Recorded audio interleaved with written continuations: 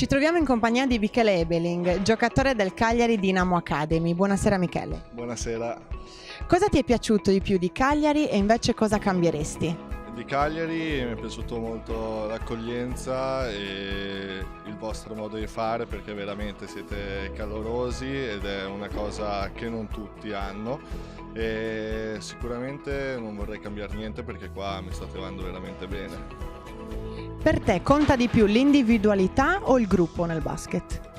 Ma diciamo che servono entrambe, perché l'individualità certe volte ti può essere utile in singole azioni, però il gruppo in tutta la stagione in una partita è importante. Io ti ringrazio Michele. Ciao, grazie.